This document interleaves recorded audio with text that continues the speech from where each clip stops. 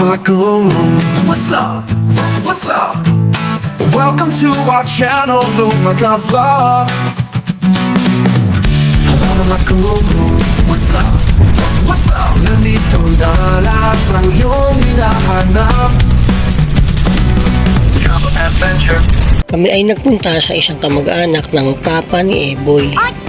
At pagkatapos nga namin kumain ng sopas at tinapay doon, ay biglang may nagyaya na magpunta raw sa isang magandang lugar na malapit lang. Nice! Malapit lang daw doon sa bahay ng kamag-anak ng papa ni Eboy. Oh, wow! Okay talaga kapag nagkakaroon ng biglaang plano. Woo! Yung mas natutuloy yung gala ng lahat nang wala ng plano-plano. Oh yes! At nakikita nyo naman dito pa lang habang kami ay nasa biyahe mga kalumlum, ay sobrang ganda na ng view na makikita at matatanaw. Wow! Berde ang kulay ng mga puno at asul na kulay ng mga kabundukan. Oh my God! Diyan lang po kayo mga kalumlum at panoorin ang video na ito hanggang ito ay matapos. Dahil sa mga susunod na part nitong video ay isasama namin kayo sa isang napakagandang lugar. At dito yan makikita sa bayan ng Rizal, Nueva Ecija. Yo, tara na! Camera on, mic check! Let's go explore! Vlog adventure! Yo, yo, yo, yo! Woo! Mag-vlog adventure! Mag-vlog na tayo sa bundok. Doon umakyat hanggang tuktok. Sa daan naglalakad, mga estudyanteng papasok. May batang humikab, inaantok. Pagmasdan sa gabi ang mga bituin, tingnan kung ilan ang kaya mong bilangin. Pag may bulalakaw, agad manalangin. Masaga ng buhay, iyon ang dalangin. Tara na, mag-travel to. See you, Mother Nature. Tara na, mag-travel to. Vlog din, vlog adventure. Magpunta sa magandang pasyalan, view na landscape ng kalikasan. Mga lugar na may kasaysayan, maglong na tayo, tara mga kabayan. Puntahan ng munting bahay kubo, nanginginain sa lupa ang mga pato. Humigop ng matamis na sabaw ng buko, biglang hinangin sa ulo ang sombrero. Pagmasdan mo, kalabaw sa palayan, ang kambing nanginginain sa damuhan. May nga batang naghahabulan, yung isa pasaway biglang nasigawan. Tara na, mag-travel to. See you, Mother Nature. A few moments later. Kami ay pansamantalang huminto dito mga kalumlum para magbayad ng environmental fee na halagang 20 pesos.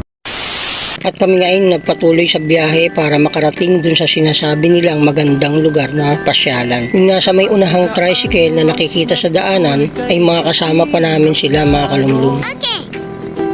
Mas nabibigyan ng oras na magsalo-salo. Kahit hindi handa, kahit hindi planado, basta bigla ang plano. At natutuloy tayo. May isang tawag, isang chat lang sa phone. Alis tayo! Sagot ay sabay-sabay, go on. Go on! Walang checklist, walang mahabang usapan, ngiti lang ang dala. At itong kasunod naming tricycle ay mga kamag-anak pa rin ng papa ni Eboy. Kahit saan man dalhin ng daan, importante magkakasama lang. Oras ay tila humihinto kapag tawanan ay nagsasalo.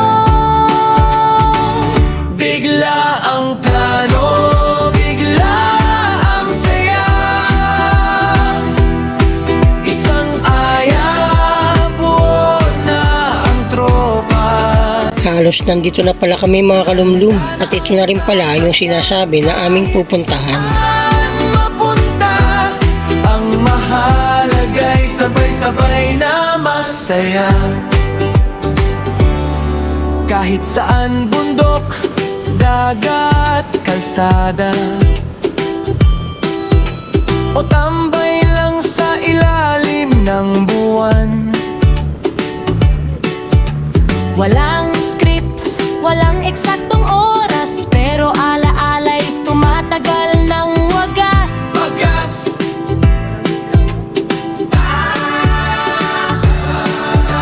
Pagod man sa araw-araw na laban, sa bigla ang lakad, puso'y gumagaan.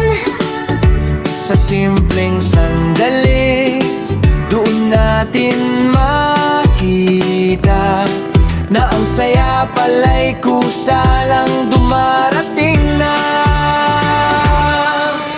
Hindi lahat kailangan perpekto. Hindi lahat dapat nakaplanado.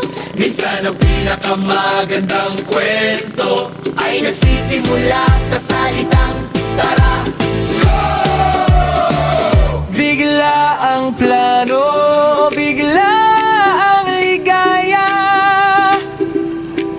Walang pagsisisi, puro alaala. Kahit saan, dalhin ng tadhana. A few moments later. Pagka-park ng aming sinasakyan na tricycle ay ito na mga kalumlum. Sunset view ang sumalubong sa amin dito sa tuktok ng mga bundok. At talaga nga namang sobrang ganda dito mga kalumlum. Maraming tao, marami ang nagpupunta at inabangan talaga ang paglubog ng araw dito. Okay na nature trip destination. Magandang ecotourism site, pasyalan sa kalikasan. Dahil ito ay biglaan, pati kami ay nabigla. Kaya ako ay nabigla. Oh no! Pati salamin ko ay wala. At nag-enjoy talaga kami dito nila Eboy.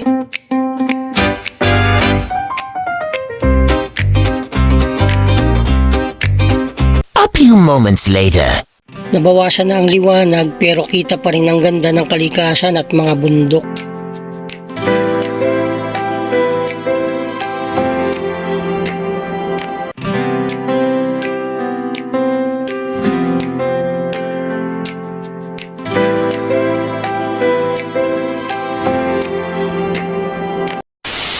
Sadyang biglaan ang aming naging pagpunta dito mga kalumlum. Sa maiksing oras na ito ay talagang nag-enjoy ako, si Eboy at ang kanyang mama, maging ang mga kamag-anak ng papa ni Eboy. Mabilis lumubog ang araw kaya kahit nag-selfie-selfie, nag-picture-picture dito ay hindi na maaninag ang aming mamuka sa cellphone.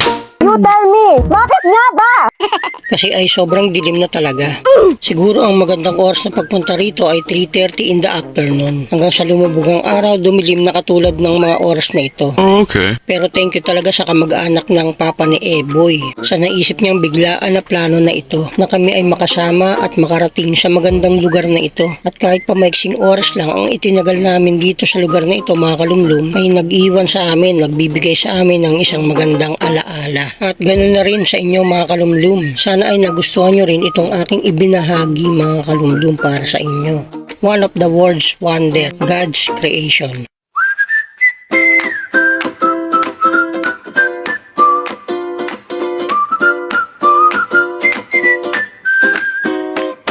Pasyal tayo sa ilalim ng asul na langit. Puting ulap, parang bulak sa paligid. Sa tabi ng ilog, sa dalampasigan, hangin humahaplos, damhin ng kalikasan. Mga puno, bundok, dagat. A few moments later. Sobrang ganda talaga dito mga kalumlum dito sa Canaan West at dito yan makikita sa bayan ng Rizal, Nueva Ecija. Sa paglubog ng araw, tayo'y naglalakad. May ngiti sa labi kahit may bigat. Sa likod ng halakhak, may kwentong tinatago, pero sabay pa rin sa himig ng mundo. Kung minsan may lungkot na sumisilip, sa bawat tawanan may bahid ng pait. Pero hinahayaan na lang sumabay sa hangin ng hapon, kusa ring mawawala sa paglubog ng araw. Sabay-sabay tayong mangarap, kahit pagod ang puso.